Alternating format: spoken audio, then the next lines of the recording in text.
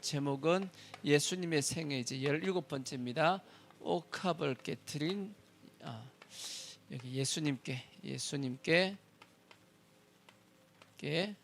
옥합을 깨트린 여인에 대한 말씀입니다. 오늘 말씀에 크게 등장하는 두 사람이 있습니다. 한 사람은 예수님을 자기 집에 초대했던 바리새인 시몬이라는 사람이 한 사람이 등장하고, 또 한 여인이 뭐냐면 죄인의 이 여인인데, 이 여인은 예수님을 모시긴 모셨는데 어디에 모셨냐? 자기 마음에 모신 여인입니다. 그러니까 이 오늘 말씀에 바리새인과 이 여인에 대해서 그 차이점, 이 둘, 자기 집에 예수님을 모신 바리새인 시몬, 자기 마음의 중심에 예수님을 모신 이 여인의 이 두 사람의 차이를 보면서, 그럼 우리는 누구의 모습과 같이 돼야 되냐? 바리새인과 같은 모습이 돼야 되냐? 아니면 옥합을 깨뜨린 이 여인과 같은 모습이 돼야 되냐 하고 한번 그 차이점을 보면서 한번 말씀을 나눠보겠습니다. 자, 첫 번째, 이 둘의 차이가 하나 뭐냐? 첫 번째 뭐냐면 예수님에 대한 생각이 달랐습니다. 생각이 뭐다? 다르다. 이 뭔 뜻이냐? 이 바리새인은 예수님을 자기 집에 초대했는데 예수님이 하나님의 아들이요 그리스도였기 때문에 자기 집에 초대했냐? 아닌 것 같습니다. 그러면 선지자라고 초대했냐? 이건 어느 정도 감안은 했던 것 같습니다. 근데 여기 이 바리새인이 예수님을 뭐라고 부르냐면 선생님이라고 부르는 거 보니까, 그래도 예수님의 명성이 사람들에게 많이 알려져 있고 하다 보니까 아마 사람들로부터 이 예수님을 초대할 수 있는, 나는 그 정도의 위치에 있다라는 걸 좀 자랑하기 위해서 자기 집에 예수님을 모시고 식사 대접을 하려고 했지 않았을까라고 생각이 되어집니다. 근데 이 바리새인이 이분 예수님 선지자 아니네 라고 이렇게 생각을 했다라고 성경에 기록이 되어 있습니다. 자, 어디 있냐? 누가복음 7장 39절 오늘 말씀 보시면,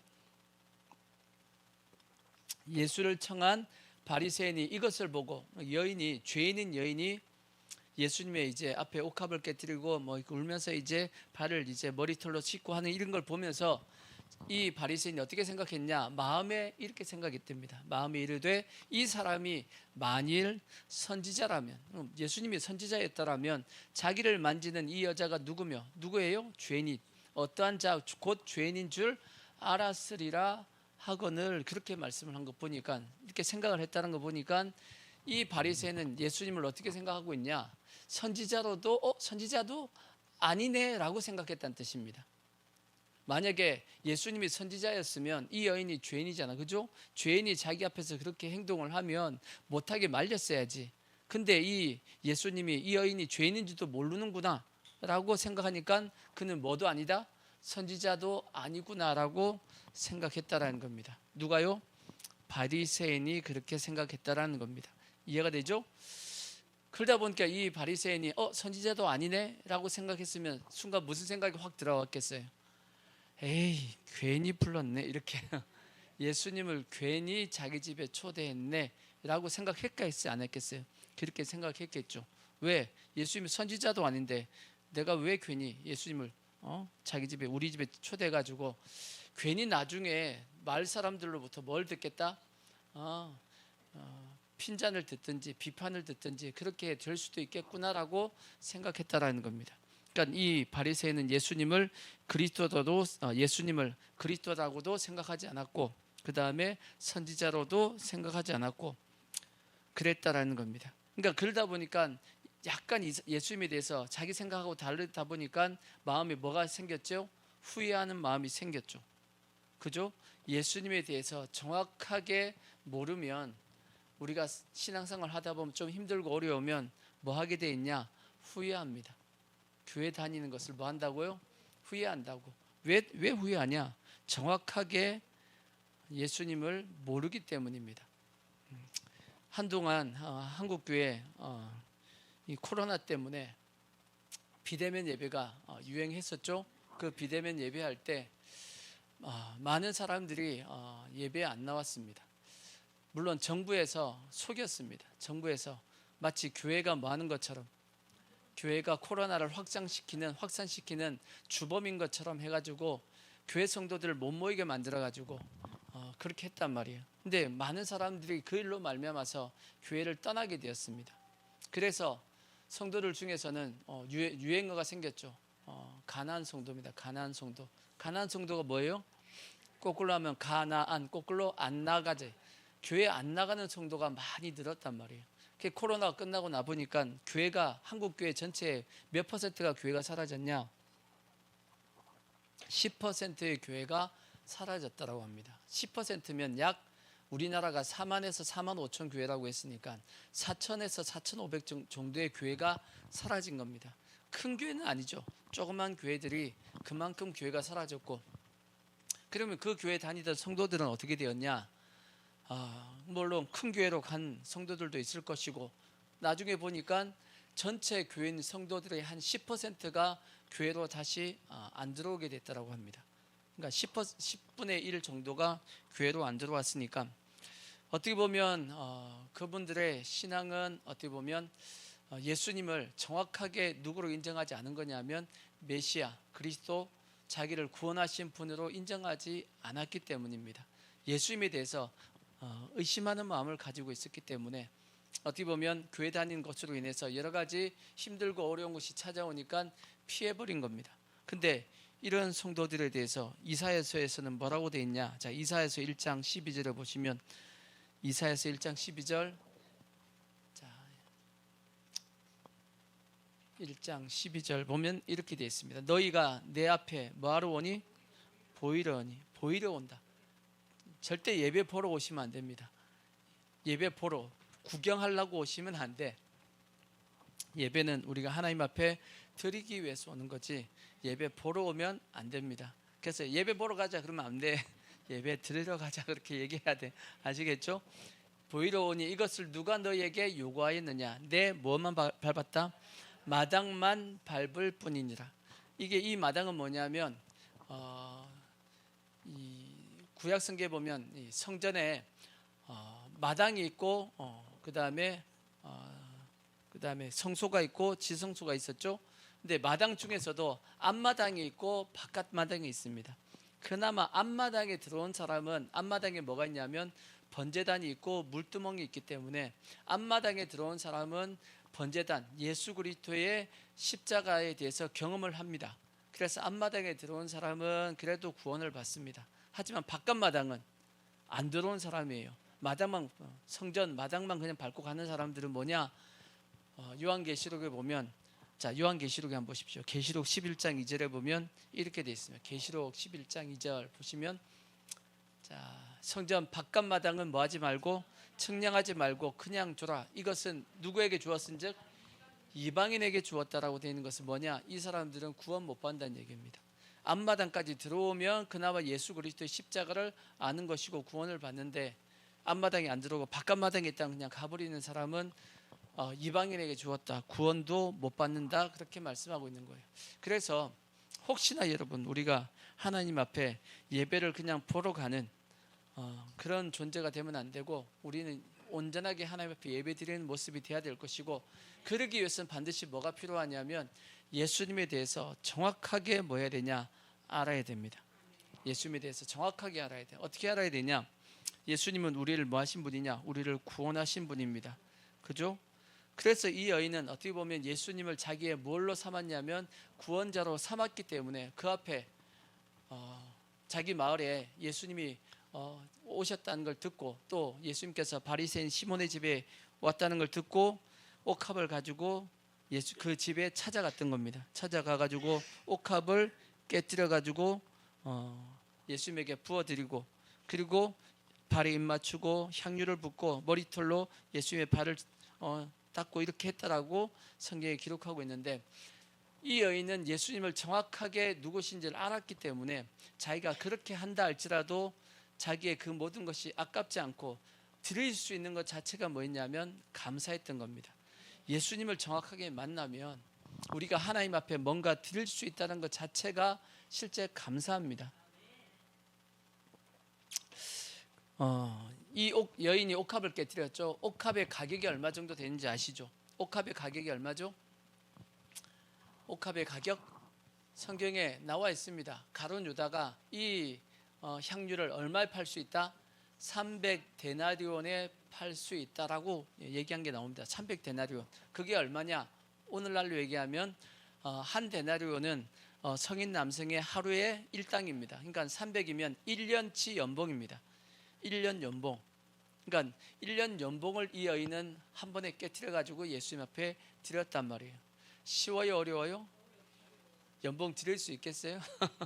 어려워. 근데 그 당시 이 옥합은 뭐에 쓰였냐? 여인들이 자기의 이제 시집 가려고 결혼하려고 준비하는 결혼 자금이라고 보통 얘기합니다. 그래서 이걸 이 여인이 깨트림을 통해서 자기에게 예수님을 이렇게 드렸는데, 근데 드리면서 막 억지로 싫은데도 그렇게 했나? 그게 아니죠. 기쁘게 예수님 앞에 드렸다라고 이제 어떻게 보면 볼 수 있고, 너무나도 감사해서 눈물을 흘리며 예수님에게 옥합을 깨뜨렸다라고 그렇게 말씀합니다. 왜? 예수님을 뭘로 인정했기 때문이냐? 자신을 구원하신 분으로 인정을 했기 때문입니다. 그러니까 오늘날도 마찬가지입니다. 예수님을 나의 구원자로 인정하면 우리가 예수님을 위해서 살아가는 것, 예수님을 위해서 드리는 것 아깝다라고 생각하지 않습니다. 왜냐? 이미 그것보다 더 큰 우리가 은혜를 뭐 했기 때문이에요? 받았기 때문이에요. 구약에서도 하나님 앞에 이렇게 기쁘게 드린 사람들이 있죠. 그게 누구냐? 출애굽할 때, 이 성막을 지을 때 이스라엘 백성들이 하나님 앞에 성막에 이렇게 드릴 때 슬프게 드렸냐? 아니요, 기쁘게 드렸다라고 되어 있어요. 자, 출애굽기 25장 1절을 보시면, 출애굽기 25장 1절 보세요. 여호와께서 모세에게 이르시되 이스라엘 자손에게 명령하여 내게 예물을 가져오라 하고, 무슨 마음으로? 기쁜 마음으로 내는 자가 내게 바치는 모든 것을 너희는 뭐할지다? 받을 거다라고 말씀했습니다. 무슨 마음으로요? 기쁜 마음으로. 그러니까 하나님 앞에 우리가 기쁘게 드릴 수 있는 것은, 왜 기쁘게 드릴 수 있냐? 이미 하나님 앞에 받은 은혜가 너무 크기 때문에 나의 무엇을 하나님 앞에 드린다는 것 자체가 뭔 거냐? 그게 기쁜 겁니다. 예수님을 정확하게 누구인지를 알면 기쁘게 드려질 수 있는 겁니다.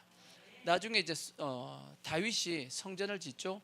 다윗이 성전을 지을 때 다윗이 죽기 전에 엄청나게 많은 이 예물을 성전을 짓게끔 하기 위해서 준비하잖아요. 그죠? 설계도까지 하나님의 성령이 신이 임해가지고 설계도까지 다 그립니다. 다윗이 다 그리면서 그가 죽을 때까지 뭐하냐면 성전을 짓기 위한 이 재료를 준비하죠. 그 금액이 얼마 정도 될 것 같아요? 오늘날로 환산하면 얼마 정도 될까? 몇 조 정도 될 것 같아요? 한 100조요? 일단 금만 얼마냐면 금이 1만 달란트 정도. 금 1만 달란트. 금 1만 달란트면 오늘날로 환산하면 얼마냐? 오늘날 원체 금값이 비싸가지고 금값을 지금 찾아보니까 금값이 약 한 돈에 75만 원 정도 하더라고. 금값 한 돈이 75만 원인데 75만 원으로 계산했더니 금 1만 달란트가 얼마냐면 600조가 나옵니다. 600조. 와, 엄청난 돈이죠. 엄청난. 그러니까 다윗이 엄청난 전 세계에서 지금 제일 잘 사는 사람이 누구예요? 제일 잘 사는 사람. 빈살만 아닙니다. 제일 잘 사는 사람이 누구냐면 일론 머스크입니다. 가장 부자가 일론 머스크인데 그가 가지고 있는 재산이 얼마인가? 한 1600조인가 된다 그러더라고요. 1600조. 어차피 그 사람 다 못 쓰고 갑니다. 다 못 쓰고 갑니다. 근데 중요한 것은 이렇게 다윗이 드림에도 불구하고 다윗이 억지로 드렸냐?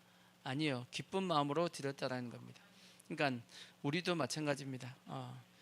정확하게 예수님을 알 때, 정확하게 예수님이 누구라고 생각할 때, 정확하게 예수님을 그리스도라고 생각하면 예수님에 대해서 우리가 하나님 앞에 드리는 것이 아깝지 않고 우리가 하나님 앞에 이렇게 이 여인과 같은 모습이 되어질 수 있는 겁니다. 그래서 예수님께서 제자들에게도 물어봤습니다.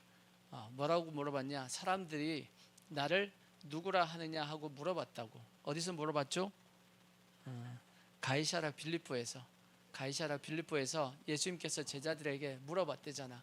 사람들이 나를 누구라 하느냐 하고 물어봤대잖아. 그랬더니 제자들이 뭐라 그랬냐면, 사람들이 예수님은 뭐 엘리야, 예레미야, 뭐 선지자 중에 한 사람이라고 뭐 이렇게 얘기합니다.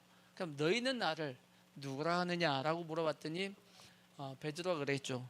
주는 그리스도시요 살아계신 하나님의 아들이시니이다 라고 이렇게 고백했더니 예수님께서 바요나 시모나 너 복이 있다 그러면서, 야, 그러니까 전무후무한 축복을 그냥 마구마구 부어줍니다. 너가 땅에서 뭐 매면 하늘에서도 매이고 땅에서 풀면 하늘에서 풀릴 것이요 내가 너한테 천국 열쇠를 줄 것이고 하여튼 엄청난 축복을 해주셨죠. 왜 그러죠? 예수님에 대해서 정확하게 고백했기 때문입니다.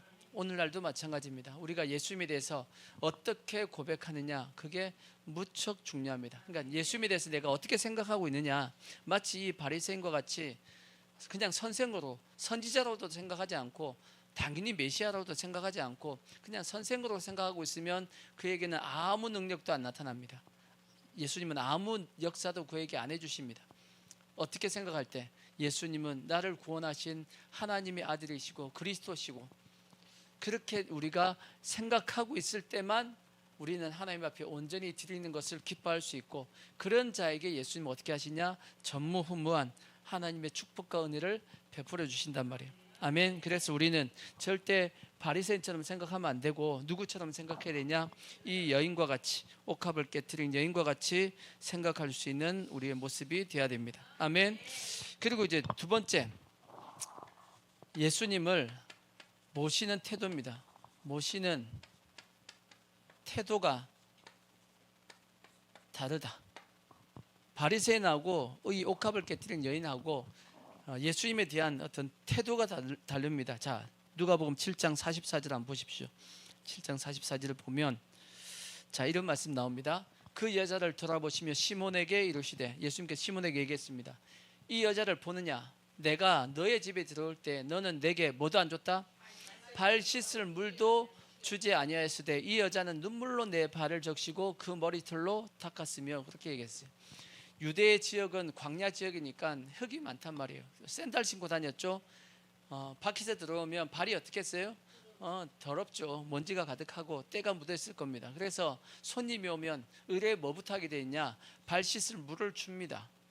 이해가 되시죠? 근데 이 바리새인은 예수님을 모시면서 뭐도 안 줬다고요? 발 씻을 물도 안 줬다고. 근데 이 여인은 어떻게 했어요? 눈물로 내 발을 적시고 그 머리털로 닦았다라고 얘기합니다. 대하는 모시는 태도가 같아요, 틀려요? 달라요. 또 그 다음 말씀 45절도 또 얘기합니다. 너는 내게 입 맞추지 아니하였으되 그는 내가 들어올 때부터 내 발에 입 맞추기를 그치지 아니하였으며, 입 맞춘다는 건 뭐냐면 환영의 인사입니다. 환영하는 인사로서 입을 맞추는데 너는 나를 뭐도 하지 않았다? 환영하는 인사도 안 했다. 근데 이 여인은 어떻게 했다? 그는 발에 입 맞추기를 그치지 않았다. 엄청나게 뭘 했다? 예수님을 받아들이고 환영했다는 뜻입니다.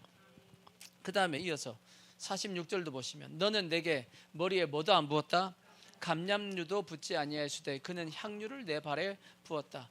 감람류를 붓는 이유가 뭐냐면 낮에 해가 이제 떠 있으면 뜨겁잖아요, 머리가. 그래서 이 감람류를 통해서 머리를 식힌답니다.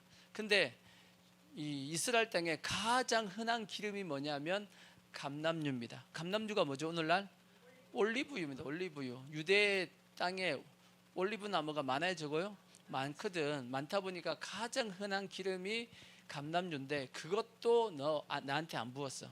근데 이 여인은 옥합을 나에게 깨뜨렸어. 예수님에 대해서 대하는 그들의 태도가 어떻게 해요? 달랐단 말이에요. 우리도 예수님을 우리 마음에 모시는 태도를 한번 봐야 돼. 진짜 기쁨으로 이렇게 맞이하고 있는지. 기쁨으로 맞이하고 있어요? 아니면 어쩔 수 없이 그냥 어쩔 수 없어 하고 맞이하고 있는지, 아니면 아예 예수님을 내 문 밖에 놔뒀든지. 성경에 문 밖에 있다라고 말씀했잖아. 자, 요한계시록 3장 20절에 보시면, 계시록 3장 20절, 볼지어다 내가 어디 있어요? 문 밖에 서서 두드리노니. 라오디게아 교회가 교회임에도 불구하고 교회 안에 예수님이 없어. 이 예배 중에 누가 와 계셔야 되는데 예수님이 와 계셔야 되잖아. 여기 예수님이 계세요 안 계세요? 계셔. 왜 계셔? 보여 안 보여? 안 보여. 근데 계세요? 왜 계시죠?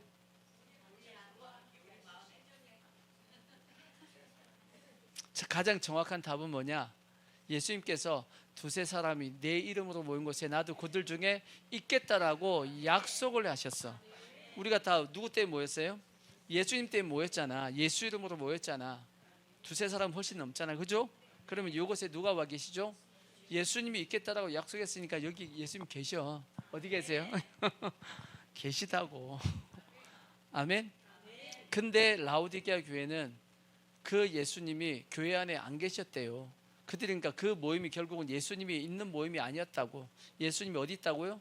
문 밖에 계셔가지고 예수님이 뭐하고 계셨대요? 문을 두드렸답니다. 뭐 해달라고? 문을 열어달라고. 근데 라오디게아 교회가 문을 안 열어줬다고. 근데 예수님께서 누구든지 내 음성을 듣고 뭐하면 문을 열면 내가 그에게로 들어가서 그와 더불어 먹고 그는 나와 더불어 먹는다라고 말씀했습니다. 오늘날도 수없이 많은 사람들에게 예수님께서 뭐하고 계시냐면 문을 두드리고 계십니다. 뭐 해달라고요? 문 좀 열어달라고. 왜 열어달라는 거예요? 내가 너 안에 들어가고 싶다라고 문을 두드리고 있는데 우리는 항상 예수님에 대해서는 뭐 하셔야 되냐? 문을 활짝 열어두셔야 됩니다. 완악한 마음을 가지고 예수님이 들어오시는 것을 막으면 안 된단 말이에요.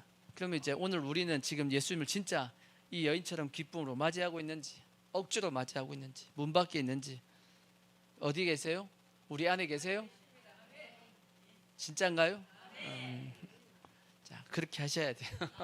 그래서 성경은 우리가 하나님을 가까이 할 때 하나님도 우리를 가까이 해주시겠다라고 말씀하셨고 우리가 하나님을 존중하면 하나님도 우리를 존중해 주겠다라고 말씀했습니다. 자, 사무엘상 2장 30절 보시면 사무엘상 2장 30절 보면 그렇게 되어 있습니다. 자, 그러므로 이스라엘 하나님 나 여호와가 말하노라 내가 전에 내 집과 내 조상의 집이 내 앞에 영원히 행하리라 했으나 이제 나 여호와가 말하노니 결단코 그렇게 하지 아니하리라. 나를 존중히 여기는 자를 내가 뭐하고 존중히 여기고 나를 멸시하는 자를 내가 경멸하리라. 우리가 하나님을 존중히 여기면 하나님도 우리를 어떻게 해주시겠다고요? 존중히 여겨주시겠다. 하지만 우리가 멸시하면 하나님은 우리를 경멸히 여기겠다라고 그렇게 말씀을 합니다. 그래서 우리는 하나님을 반드시 귀하게 여길 수 있는 존중할 수 있는 그런 모습이 돼야 되고 결단코 우리는 하나님에 대해서 무시하거나 가볍게 생각하거나 해서는 안 돼요? 절대 안 됩니다. 안 됩니다. 절대. 아시겠죠? 하나님을 귀하게 여길 수 있는 우리의 모습이 돼야 됩니다. 아멘.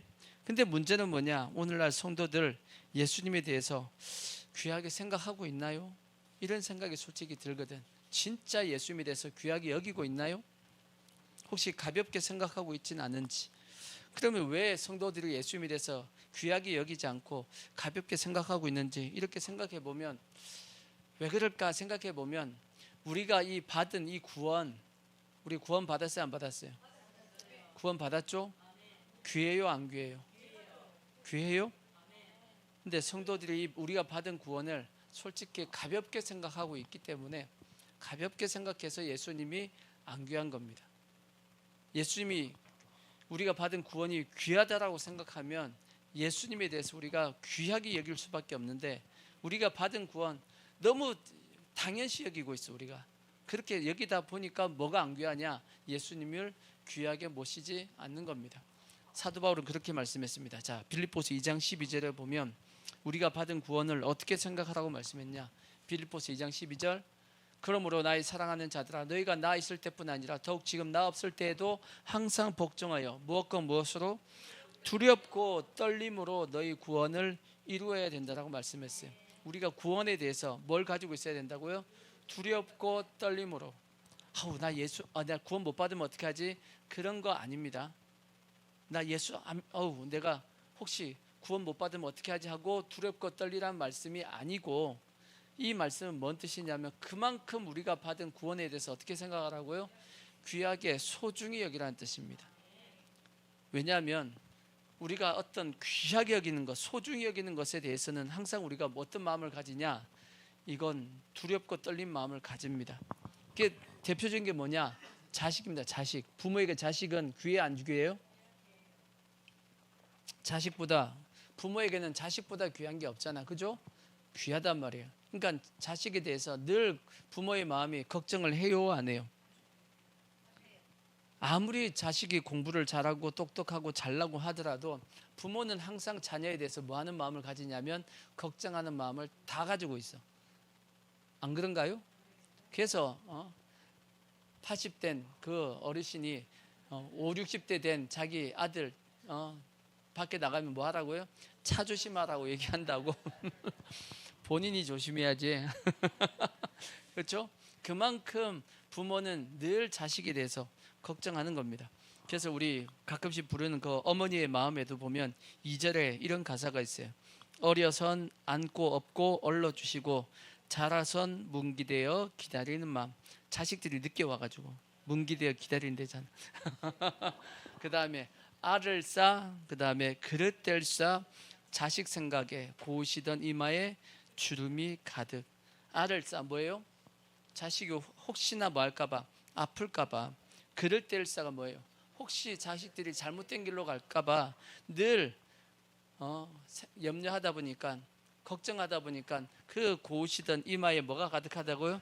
걱정이 가득해, 주름이 가득하다고. 그게 가사잖아. 왜 우리가 나이 들면서 늙냐? 걱정이 많아가지고 누구 때문에? 자식 걱정 때문에 빨리 늙는 거야. 자연스럽게 늙으면 덜 늙을 텐데 누구 때문에? 자식 때문에 빨리 늙는 겁니다. 맞아요. 그건 어느 정도 맞는 것 같아. 자식이 속 많이 썩으면 부모가 빨리 늙습니다. 그건 맞는 얘기 같아. 걱정을 많이 하다 보니까. 그만큼 우리는 소중할수록 뭐 하냐면 두려움을 가집니다. 소중할수록 혹시 그것이 잘못될까봐 두려움을 가지는 게 우리의 마음이라고. 맞아요? 틀려요? 맞다고. 그렇기 때문에 우리가 받은 구원이 소중해요? 안 소중해요? 소중하잖아. 그러면 우리의 마음속에 뭐가 있어야 되죠? 두려운 마음이 있는 겁니다. 왜? 이것이 뭐 하면 안 되니까. 잃어버리거나 잘못되면 안 되기 때문에 우리의 받은 구원에 대해서 두렵고 떨리는 마음을 가지고 이걸 지키려고 하는 마음을 가지는 겁니다. 아멘. 인간에게 있어서, 우리 인간에게 있어서 가장 중요한 것이 뭘까라고 생각해 보면 뭐가 제일 중요하냐? 가장 소중하냐? 구원입니다. 구원입니다. 구원. 구원보다 더 소중한 게 있나요? 여러분, 돈 100조를 줄게. 구원하고 바꿀 수 있어요? 절대 안 바꿉니다. 왜 바꿔? 100조는 어차피 100년 안에 끝납니다. 이게 다 못 쓰나. 구원은 영원한 시간 동안 내 삶 가운데 역사합니다. 가끔씩 우리가 이걸 얘기하잖아. 이걸 영원한 시간, 무한대의 시간이라고 한다라면 우리가 살고 있는 100년은 어느 정도예요? 점 안 보이죠? 점 안 보이죠? 무한한 시간의 점은 저거밖에 안 돼. 그래서 때로는 하나님이 우리를 이끄실 때 하나님은 뭘 보시고 우리를 이끄시냐면 영원한 시간을 보고 우리를 이끄신다고. 그러니까 사람들이 자꾸 하나님을 이해하지 못한 이유가 뭐냐? 우리는 자꾸 어디만 보냐면 이 보이지도 않는 점만 봅니다. 이 점 가운데 내 삶이 이런데 저런데 왜 하나님이 나를 이렇게 하시냐라고 생각할지 모르겠지만 하나님은 뭘 보고 계세요? 영원한 시간을 보고 우리를 부르시기 때문에 우리가 이해가 안 되는 겁니다. 우리는 지금 당장 내 눈앞에 이것만 보고 있는 상태에서 왜 하나님이 나를 이렇게 이끌어 가시지? 라고 생각할지 모르겠지만 하나님 영원한 시간을 보시면서 우리에게 이 영원한 시간 가운데서 이게 너에게는 더 유익하다라고 인도하고 계신 겁니다. 그러니까 이해가 안 되는 거예요. 그러니까 하나님이 우리를 사랑하세요? 안 사랑하세요? 사랑하시지. 하나님이 우리를 위하세요? 안 위하세요? 위하십니다. 성경에 그렇게 기록하고 있기 때문에 하나님은 우리를 위하시는데 얼만큼 위하시냐? 자기 아들을 아끼지 않고 내어줄 만큼 우리를 위하시는 분이 하나님이시고 그 하나님께서 우리를 향한 계획을 가지고 우리를 부르시고 이끌어 가신단 말이에요. 그래서 우리의 인생 가운데 내가 어떻게 할 수 없는 상황들이 생겨 안 생겨요? 많아요. 우리 인생 가운데 우리가 내가 어떻게 안 돼. 내 방법이 아무리 통해도 안 돼. 내가 어쩔 수 없는 상황은 이해 안 되잖아. 근데 뭘 믿으셔야 되냐? 하나님은 이유가 있다라는 거예요. 하나님은 뭘 보시기 때문이에요? 영원한 시간을 보셔서 우리를 인도하기 때문에 당장에 나한테 이해가 안 된다 할지라도, 그래서 우리는 하나님이 뭐 할 것을 믿는 거냐? 합력해서 선을 이룰 걸 믿고, 하나님이 날 위하시니까, 나를 사랑하시니까 내가 지금 현재 어쩔 수 없지만 이것도 뭔가 하나님이 나를 위한 뭔가 준비한 것이 있다라고 믿고 나가는 겁니다. 시간이 지나고 나서 보면 아하, 하나님께서 그래서 이렇게 하셨구나 하고 합력해서 선을 이루실 때가 옵니다. 아멘. 그래서 우리는 그 하나님을 그래서 믿어야 됩니다. 아시겠죠? 그래서 때로는 우리가 이해가 안 된다 할지라도 하나님은 뭘 보고 이끄신다? 영원한 시간을 보시고 우리를 이끄신다라는 걸 믿고, 그래서 우리가 구원받은 이 구원, 그 무엇보다도 뭐한 거냐? 중요한 겁니다. 물론 이건 우리가 공짜로 얻었습니다. 믿음으로 공짜로 얻었지만, 이 공짜로 우리를 주시기 위해서 예수님은 어떻게 하셨죠? 십자가에서 비참하게 죽어주셨습니다. 그리고 지옥에서 3일 동안 고통당하시고 부활하셨습니다. 그걸 우리가 믿는 겁니다. 그래서 우리는 예수님을 어떻게 여겨야 되냐? 소중히 여기셔야 돼요. 아시겠죠? 예수님 모시는 태도가 어떻게 해요? 기쁘게 그냥 예수님을 소중하게 예수님 뭐 해야 돼요? 모셔야 돼. 아멘. 그럼 예수님 어떻게 하면 소중히 모실 수 있죠? 예수님 어떻게 하면 소중히 모실 수 있냐? 가장 기본적인 건 예수님을 무시하지 않는 가장 기본적인 것이 뭐냐면 예배입니다. 예배에 대해서 우리가 절대 무시하지 마시고 가볍게 생각하지 마시고, 하나님을 소중히 여기는 가장 기본적인 모습이 뭐냐면 예배에 대한 우리의 자세입니다. 하나님께서 성경에 보면 화를 많이 내신 적이 있는데 그 대표적인 사례가 누구냐면 홈리와 비나스입니다. 왜 그렇게 하나님께서 그들에게 심판을 하시고 화를 내셨냐? 그들이 뭐 했다라고 말씀하냐면 하나님의 제사를 멸시했기 때문이다. 자, 사무엘상 2장 17절 보면 그렇게 돼 있어요. 2장 17절. 그 앞에, 자, 이 소년들의 죄가 여호와 앞에 뭐함은 심히 크면 그들이 여호와의 제사를 뭐 했기 때문이다? 멸시했기 때문이다라고 말씀합니다. 또 마찬가지로 말라기에서도 보면 하나님의 제사를 멸시했던 제사장들의 모습이 나옵니다. 그러면 홈리와 비나스, 또 말라기서에 나오는 제사장들, 하나님의 제사를 왜 멸시했을까? 왜 무시했을까요? 이유가 뭘까요? 우리가 하나님의, 마찬가지입니다. 하나님의 예배를 무시하는 이유가 있어. 우리도 그냥 무시하는 게 아니고 이유가 있다고. 왜 하나님의 예배를 우리가 무시하게 될까? 하나님의 제사를 왜 멸시할까? 이유가 뭐냐? 하나님보다 더 사랑하는 것이 있으면 무시하게 됩니다. 왜 그러냐? 예수님께서 그 말씀해 주셨어요. 어디서 말씀했냐면 마태복음에 말씀이 났습니다. 마태복음 6장 24절에 보면 예수님께서 이렇게 말씀했어요. 자, 한 사람이 두 주인을 말 수 없다. 섬길지 못할 것이니 혹 이를 미워하고 저를 사랑하거나 혹 이를 중히 여기고 저를 경히 여김이라. 너희가 하나님과 재물을 뭐 할 수 없다. 겸하여 섬길 수 없다. 딱 이건 뭐하고 똑같으냐 하면 이건 시소입니다. 시소. 하나님을 무겁게 생각하면 재물, 돈이죠. 재물을 어떻게 해요? 이걸 중히 여기면 이건 무조건 뭐 할 수 있다? 가볍게 생각하는 것이고, 이걸 중하게 여기면 반드시 하나님은 가볍게 생각하게 된다. 그 뜻입니다. 저 말씀이 뭐가 안 된다는 뜻이냐? 이게 안 된다는 뜻이야. 예수님께서 그렇게 말씀하신 거예요. 하나님과 재물은 동일하게 겸하여 섬길 수가 있다 없다? 이거 안 되게 돼 있다. 무조건 둘 중에 뭐다? 무조건 둘 중에 하나다. 하나님이냐 재물이냐. 더 사랑한 것이 있으면 한쪽의 사랑은 작아진다. 그 뜻입니다. 그러니까 하나님의 제사를 무시하게 되는 이유는 뭐냐? 예배를 무시하게 되는 이유는 뭐냐면 하나님보다 더 사랑하는 그 무엇이 생겨나기 때문입니다. 그래서 절대 하나님보다 더 사랑하는 것이 생기면 돼요, 안 돼요? 안 돼. 하나님을 어떻게 사랑해야 된다고 말씀했죠? 마음을 다하고 마음을 다하라고, 뜻을 다하고, 힘을 다하고, 목숨을 다하여 주 너희 하나님을 사랑하라 그랬잖아. 아멘. 한 여인이 두 남자를 사랑할 수가 있어요? 가능한가요? 한 남자가 두 여인을 사랑할 수 있나요? 있나요? 두 여인을 사랑한다라고 하는 것 자체가 거짓말입니다. 한 여인을 사랑하면 다른 여인은 사랑할 수가 없습니다.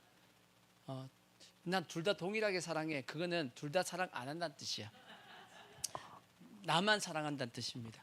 여인도 마찬가지죠. 두 남자를 다 사랑한다는 뜻은 두 남자를 다 사랑한다는 뜻이 아니고 너들은 안 사랑해, 나만 사랑해, 그 뜻입니다. 그렇죠? 곰곰이 생각해 보면 그게 맞잖아. 그러듯이 우리가 하나님에 대해서 그만큼 우리는 소중히 여기시고 하나님만 사랑해야 됩니다. 그래서 성경은 하나님을 사랑하되 그 안에서, 예수 안에서, 하나님 안에서 다른 영혼들도 부모, 형제 사랑하라고 성경이 말씀하고 있습니다. 그래서 예수님에 대한 모시는 태도가 그만큼 소중히 여길 수 있는 우리의 모습이 꼭 돼야 됩니다. 아멘. 그 다음에 또 이 두 바리새인과 이 여인이 다른 것이 뭐냐? 탕감받은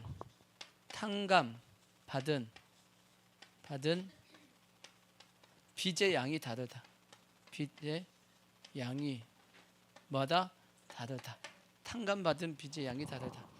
자, 여기 예수님께서 이런 말씀을 했습니다. 7장 누가복음 7장 41절에 보면 이런 말씀이 있어요. 이르시되 빚 주는 사람에게 빚진 자가 둘이 있다. 하나는 얼마 빚졌다? 500데나리온 빚졌고 하나는 50데나리온 빚졌다. 갚을 것이 없으므로 둘 다 뭐 해줬다? 탕감해줬다. 둘 중에 누가 탕감해준 그를 더 사랑하겠느냐라고 물어봤습니다. 한 사람은 500데나리온, 한 사람은 500데나리온이니까 오늘날로 얘기하면 한 1년 반치 연봉입니다. 1년 반치 금액이니까 뭐 1억 정도 된다고 생각하자고요. 1억 정도 된다고 생각하면 50이면 한 1,000만 원입니다. 1억 탕감해준 사람하고 탕감받은 사람하고 1,000만 원 탕감받은 사람하고 탕감해준 사람에 대해서 누가 더 그 탕감해준 사람을 사랑하겠어요? 더 좋아하겠어요? 많이 탕감받은 사람이겠지. 1억 탕감받은 사람이 더 감사하겠죠. 그래야 안 그래요? 당근이지. 그래서 이 바리새인이 시몬이 그렇게 얘기했습니다. 시몬이 대답하여 이르되 내 생각에는 많이 탕감받은 자니이다. 이르되 너의 판단이 맞다 틀리다? 맞다. 예수님께서도 맞다 그랬어. 그럼 한번 물어보자고요. 탕감받은 빚의 양이 다르다라고 말씀했죠. 당연히 누가 더 사랑하죠? 우린 생각에 그 여인이 더 많이 사랑할 거라고 생각을 하죠. 근데 한번 생각해 보자고요. 탕감받은 빚의 양이, 그러면 이 여인이 훨씬 더 많이 탕감받았고 이 바리새인은 훨씬 더 적게 탕감받았나요? 다르게 얘기하면 죄의 양이 이 여인은 훨씬 많고 이 바리새인은 죄의 양이 적은가요? 우리가 생각하기에 그렇게 생각하면 안 됩니다. 바리새인은 죄가 적어가지고 적게 탕감받았고 여인은 죄가 많아가지고 많이 죄를 탕감받았다라고 생각하면 아닙니다. 바리새인이나 이 여인이나 동일한 양의 죄를 탕감받았습니다. 안 그런가요? 그러면 뭔 차이인가요? 뭔 차이죠? 이 여인은 자기의 죄가 많다라고 생각하고 있는 것이고 이 바리새인은 자기의 죄가 적다. 오히려 자기는 의인이다라고 생각하고 있기 때문에 나는 예수님에게 별로 탕감 많이 안 받은 것 같은데 이렇게 생각하고 있는 것이고 이 여인은 많은 죄를 지었다라고 생각하니까 예수님에게 많은 죄를 탕감받았다라고 생각하니까 뭐 한 거예요? 더 사랑하게 되었다라고 말씀하는 겁니다. 절대 우리가 착각해서는 안 되는 것은 뭐냐? 모든 사람의 죄는 다 동일합니다. 우리의 죄가 누가 크고 누가 적고 아니에요. 하나님께서 보시기에는 다 고만 50보 100보 그렇게 얘기하고 그죠? 도토리 뭐예요? 기적입니다. 그게 그거라고. 다 절대 우리는 어떤 생각을 가지면 안 되냐면 내가 죄가 적다라고 생각하시면 절대 아닙니다. 착각하시면 안 돼요. 아시겠죠? 우리가 죄가 적어가지고 내가 구원을 받았고 내가 그나마 좀 잘나가지고 하나님께서 날 택해주시고 사랑하신다, 절대 착각하시면 안 돼요. 예수님께서 성경에도 착각하지 말라고 아니다라고 성경에 기록이 되어 있습니다. 자, 신명기 7장 6절을 보면 그렇게 말씀하고 있잖아. 자, 너는 여호와 내 하나님의 성민이라. 내 하나님 여호와께서 지상 만민 중에서 너를 자기 기업으로 백성으로 택하셨나니 여호와께서 너희를 기뻐하시고 너희를 택하심은 너희가 다른 민족보다 뭐하기 때문에 수요가 많기 때문이 아니니라. 그래서 아니다, 오히려 모든 민족 중에 가장 적으니라. 여호와께서 다만 너희를 뭐하기 때문에 사랑하심으로 말미암아 또는 너희 조상들에게 하신 맹세를 지키려 하심으로 말미암아. 그러니까 하나님께서 너희 조상들에게 했던 그 약속이 있어가지고 또 너희를 사랑하기 때문에 구원한 거지 니들이 잘나고 똑똑하고 해서 구원한 것 아니다라고 말씀하고 있는 겁니다. 마찬가지 우리가 구원받은 것, 택함받은 것, 우리가 뭔가 착하게 살아가지고 주님이 우리를 택하셨냐? 아닙니다. 우리가 잘나가지고 택하셨냐? 아닙니다. 절대 착각하시면 된다 안 된다? 절대 착각하시면 안 되고, 우리가 얼마나 큰 죄인인지를 우리는 뭐 하셔야 되냐면 깨달아 하셔야 됩니다. 자, 일단 세상 사람들은 자기들이 죄인인 걸 인정하지 않습니다. 그래서 회개하지 않죠. 구원 못 받습니다. 예수 믿어도 아직 신앙이 어린 분들은 자기가 큰 죄인이라고 생각 안 합니다. 그냥 평범하게 내가 죄를 범했으니까 내가 예수님 믿어서 내가 구원받지라고 생각하죠. 근데 신앙이 깊어지면 깊어질수록 내가 얼마나 나쁜 놈인지 깨닫게 됩니다. 얼마나 큰 죄인인지 깨닫게 된다고. 그 대표적인 사람이 누구냐면 그게 사도 바울입니다. 사도 바울. 사도 바울이 자기 자신에 대해서 이렇게 얘기할 때 세 군데가 기록이 되어 있습니다. 나는 이렇다, 나는 이렇다라고 세 군데에 기록한 적이 있습니다. 그가 예수 믿고 나서 복음을 전하기 시작했죠. 1차 전도여행, 2차 전도여행, 3차 전도여행. 3차 전도여행 하면서 기록한 책이 뭐냐면 그게 고린도전서, 고린도 교회 고린도 전후서를 3차 전도여행 중에 기록했거든요. 그때 그가 이렇게 고백합니다. 자, 고린도전서 15장 9절을 보면 15장 9절 이렇게 고백했어요. 나는 사도 중에 가장 뭐하다? 작은 자다. 나는 하나님의 교회를 박해하였으므로 사도라 칭함받기를 감당치 못한다. 그래서 나는 교회를 핍박한 자로서 사도가 되었기 때문에 사도 중에서 가장 뭐하다? 가장 작다, 가장 작은 사도다라고 자기 자신을 뭐했냐? 소개했습니다. 그러다가 이제 사도 바울이 3차 전도여행 끝나고 어디에 올라가죠? 예루살렘에 올라갑니다. 예루살렘에 올라가가지고 이제 그 잡혀가지고 감옥에 이제 이스라엘 땅에서 감옥 2년에 있다가 다시 로마에 갑니다. 로마에 가서 로마의 감옥에 다시 2년 동안 있죠. 그 2년 동안 있는 중에 편지를 씁니다. 그 편지에 자기 자신을 어떻게 소개하냐? 자, 에베소서 3장 8절에 보면 나는 성도 중에 모든 성도 중에 지극히 작은 자보다 더 작은 나라고 소개합니다. 모든 성도 중에서 제일 작은 사람 있죠? 그 작은 자보다 나는 뭐하다? 더 작다. 아까는 누구보다 작다 그랬어요? 모든 사도보다 작다 그랬지. 근데 이제는 성도 중에서도 가장 작은 자보다 더 작다라고 지금 자기 자신을 소개하고 있어. 더 뭐한 거죠?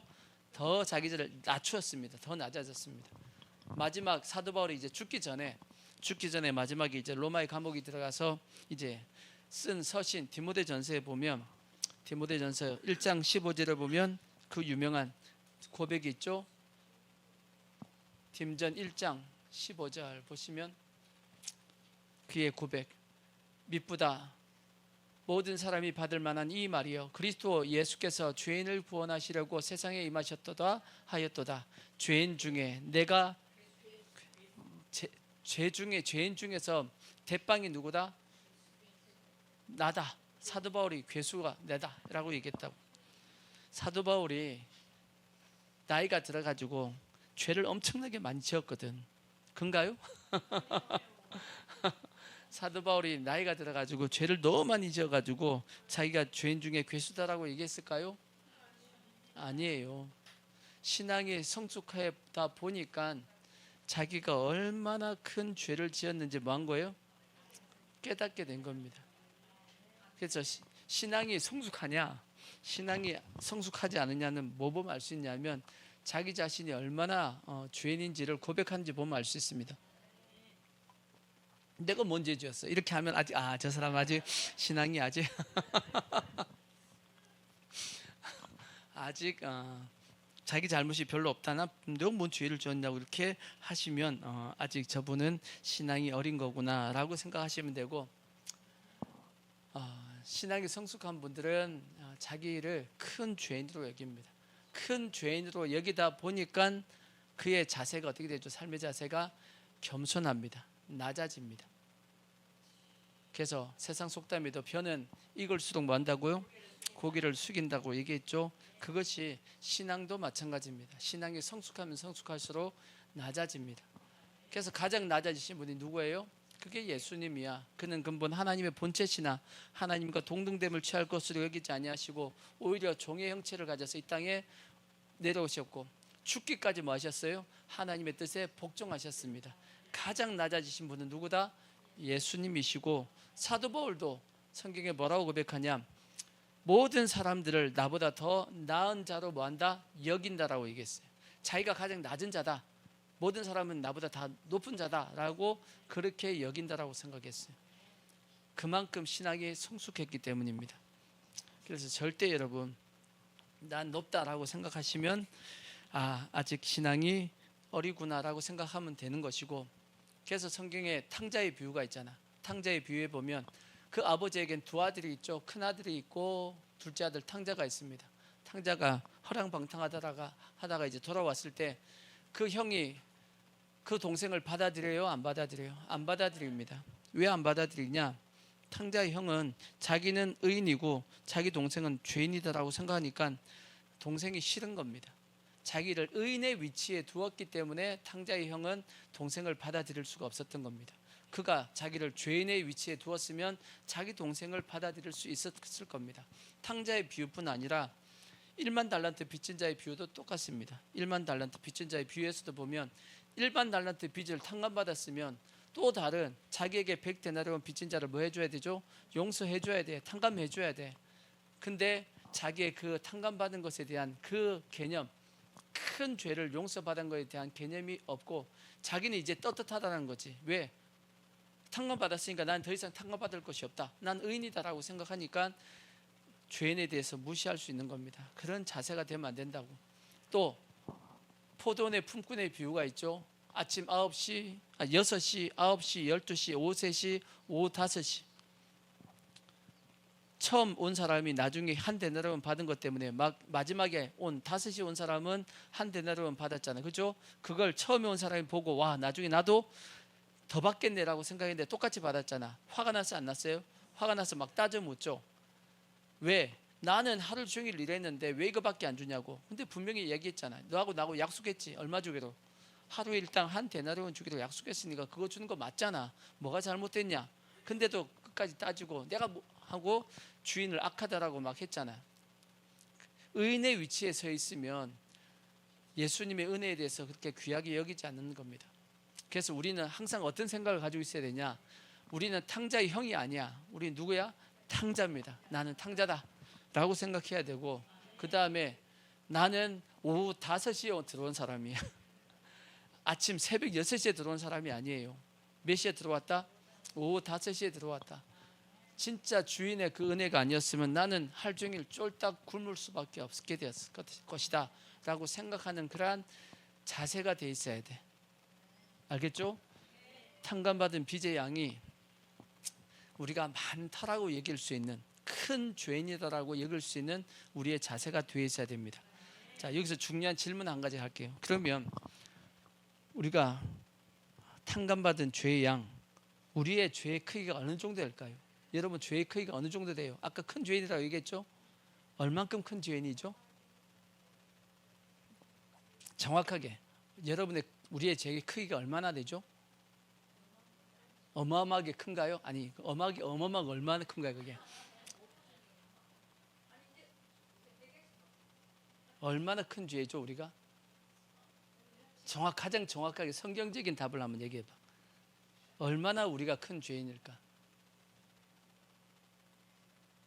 얼마나 큰 죄인일까? 뭘로 정확하게 알 수 있냐면 이 죄를 갚기 위해서 얼만큼 지불했는지 보면 알 수 있습니다. 예수님을 십자가에 죽여야만 갚을 수 있는 죄의 양입니다. 이해가 되시죠? 그러니까 우리가 얼마나 큰 죄인인지가 정확하게 말씀드릴 수 있는 것은 예수님이 뭐 하셔야지만 십자가에 죽어 주셔야지만 갚을 수 있을 만큼의 양입니다. 우리의 죄의 크기가 커요, 적어요? 엄청나게 큽니다. 그러니까 절대 우리는 착각하시면 안 돼. 나는 뭐 별 죄 안 지었는데 착각하시면 안 됩니다. 우리는 엄청나게 큰 죄를 지은 자들이었습니다. 근데 예수님께서 어떻게 해주셔가지고 십자가에 나를 대신해서 죽어 주셔가지고 우리가 구원받은 겁니다. 죄의 양이 얼마라고요? 예수님께서 십자가에 죽어야만 갚을 수 있을 만큼의 양입니다. 우리의 죄의 양은 커요, 적어요? 커요. 엄청나게 큽니다. 아시겠죠? 절대 잊지 마시고 우리가 가지고 있는 죄가 적다라고 착각하시면 안 돼요. 자, 마지막 이제 한 가지 더. 그래서 네 번째가 뭐냐? 예수님을 사랑하는 양이 뭐예요? 달라요. 예수님을 사랑하는 양이 다르다고. 누가 바리새인과 이 여인 중에 누가 예수님을 더 사랑할까? 당연히 탕감 많이 받은 이 여인이 더 예수님을 마저 사랑하겠죠. 왜? 자기가 그만큼 많은 죄를 탕감받았다, 용서받았다라고 생각하니까. 그렇게 생각하는 사람이 더 예수님을 사랑할 수밖에 없잖아. 그죠? 그래서 사도 바울과 같이 나는 죄인 중에 뭐다? 괴수다라고 생각하는 사도 바울이 가장 누구를? 예수님을 사랑하는 것이 그렇겠죠? 그러지 않겠냐고. 여러분, 우리도 마찬가지입니다. 우리가 탕감받은 죄의 양이 크다라고 생각하는 사람은 예수님을 더 많이 사랑하게 될 것이고, 내가 탕감받은 게 별로 없어 라고 생각하고 있는 사람은 그렇게 크게 예수님을 사랑하지 않고 적당히 사랑할 겁니다. 맞죠? 그래서 어떻게 해야 되냐? 우리는 아까 말씀드린 것처럼 그만큼 큰 죄를 뭐 했다? 우리가 사함받았다, 탕감받았다라는 것을 우리가 인정하시고, 그래서 우리도 예수님을 어떻게 하셔야 되냐? 우리 찬송가에 예수님을 어떻게 사랑하자고요? 더욱 사랑하자 그랬죠. 우리가 더욱 예수님을 사랑할 수 있는 우리의 모습이 되자고. 아멘. 그래서 사도 바울은 이렇게 고백할 수 있는 겁니다. 자, 로마서 8장 35절을 보시면 사도 바울이 그만큼 예수님을 사랑했으니까 이렇게 고백하는 거예요. 누가 우리를 그리스도의 사랑에서 뭐하리요? 끊으리요? 끊을 수 있다는 거 없다는 거예요. 못 끊는다. 환난이나 공고나 박해나 기근이나 적신이나 위험이나 칼이라 이런 것이 온다 할지라도 예수님이 나를 사랑하고 내가 예수님을 사랑하는 그 사랑을 뭐 할 수 없다? 못 끊는다. 기록된 바 우리가 종일 주를 위하여 죽임을 당하게 되며 도살할 양같이 여김을 받았나이다 함과 같으니라. 그러나 이 모든 일에 우리를 사랑하시는 이로 말미암아 우리가 뭐한다? 넉넉히 이긴다. 어떻게 넉넉히 이길 수 있죠? 그만큼 우리가 하나님을, 예수님을 사랑하기 때문입니다. 그만큼 내가 많은 사랑을 받았다는 걸 아니까 사랑하는 거지. 그래서 내가 확신하노니 사망이나 생명이나 천사들이나 권세자들이나 현재일이나 장래일이나 능력이나 높음이나 깊음이나 다른 어떤 피조물이라도 우리 주 그리스도 예수 안에 있는 하나님의 사랑에서 끊을 수 있다 없다? 끊을 수 없다. 아멘. 이렇게 고백할 수 있는, 어떻게 이렇게 고백할 수 있죠? 그만큼 우리가 하나님 앞에 큰 사랑을 받았기 때문에 이렇게 고백할 수 있는 겁니다. 아멘. 우리도 다 이렇게 고백할 수 있는 모습이 되어지길 바라고, 이런 사람은, 이런 고백을 할 수 있는 사람은 우리의 삶 가운데 좀 힘들고 어려운 일이 생겨도 절대 뭐 하지 않냐? 불평하거나 원망하지 않습니다. 왜? 이미 받은 은혜가 너무 크고 이미 받은 사랑이 너무 큰데. 그래요, 안 그래요? 그래서 사도 바울이 고백했듯이 이제는 우리가 뭘 위해 산다? 주를 위해 산다. 살아도 뭘 위해 살고? 주를 위해 살고, 죽어도 주를 위해서 죽나니. 우리가 사나 죽으나 우리가 누구의 것이다? 주의 것이다 라고 고백할 수 있는 것은 그의 어떤 이러한 하나님 앞에 예수님께 받은 그 사랑이 이만큼 크다는 것을 알기 때문입니다. 그래서 우리가 더욱더 예수님을 맞이하고요, 사랑할 수 있는 그러한 모습 되길 바랍니다. 아멘. 그래서 바리새인과 이 여인은 예수님을 사랑하는 양 자체가 뭐예요? 달라요. 결론적으로 이러한 사랑을 예수님께서 뭐라고 고백했냐? 자, 누가복음 7장 47절 보면 이러한 사랑을 예수님은 뭘로 보셨냐? 이렇게 보셨습니다. 이러므로 내가 네게 말하노니 그의 많은 죄가 뭐했다? 사하여졌도다. 이는 그의 사랑함이 많음이라. 사함을 받은 일이 적은 자는 적게 사랑하느니라. 이에 여자에게 이르시되 내 죄사함을 받았느니라. 그리고 나서 함께 앉아있는 자들이 속으로 말하되 이가 누구에게 죄도 사하는가 하더라. 예수께서 여자에게 이르시되 너의 무엇이 믿음이 너를 구원하였으니 평안히 가라 하시니라. 그렇게 되어 있어요. 자, 뭔 뜻이냐? 이 여인이 이 큰 죄를 용서받았습니다. 그러니까 예수님을 더 사랑했죠. 그 사랑을 예수님은 뭘로 보셨냐? 뭘로 보셨다? 믿음으로 보셨습니다. 곧 우리가 예수님을 사랑하는 그 모습을 주님은 뭘로 보신다? 믿음으로 보신다. 그래서 우리도 이 여인과 같이 내가 죄사함을 받고 내가 죄사함을 받았다라는 것, 그래서 용서받았다라는 것, 그걸 통해서 여인은 기쁨으로 눈물 흘렸죠. 그리고 뭐도 임했냐? 평안히 가라 그랬으니까 평안도 임했습니다. 그래서 우리도 마찬가지입니다. 내가 큰 죄인이었지만 예수님을 통해서 죄사함을 받았다라는 것을 우리가 인정하고, 그걸 인정하다 보니까 내 마음 가운데 예수님에 대한 뭐가 생기죠? 사랑이 생깁니다. 그 사랑을 가지고 주님을 뭐 했냐? 섬겼죠. 기쁘게 드렸습니다. 그랬더니 주님이 그것을 뭘로 보셨냐면 믿음으로 보시고, 그 믿음을 통해서 이 여인은 뭘 받았냐? 구원을 받았죠. 죄사함을 받고 구원을 받고 그 심령에는 기쁨이 왔고 평안이 임했다라고 성경이 말씀하고 있듯이 우리도 이와 같은 과정을 가지고 구원을 받고 하나님의 평안 가운데 살아갈 수 있게 되어지는 겁니다. 그래서 결국은 이 믿음을 통해서 어디까지 가는 거냐? 믿음의 결국 뭘 받는다? 구원을 받는다라고 베드로전서에 기억하고 있는 말씀처럼 이것이 우리의 인생의 신앙의 여정입니다. 이렇게 신앙의 여정이니까 우리도 오늘 이 여인의 모습처럼, 그래서 내가 얼마나 큰 죄를 용서받은 사람이라는 것을 반드시 뭐 하셔야 되냐? 깨달으셔야 됩니다. 아멘. 그래서 이 옥합을 깨뜨린 여인과 같이 예수님을 뭐 하자고요? 더욱 사랑할 수 있는 우리 모든 성도들 되어지기를 부탁의 말씀을 드리겠습니다. 아멘. 자, 찬양하고 기도하겠습니다. 자, 찬양은 아버지 사랑 내가 노래에 찬양하겠습니다.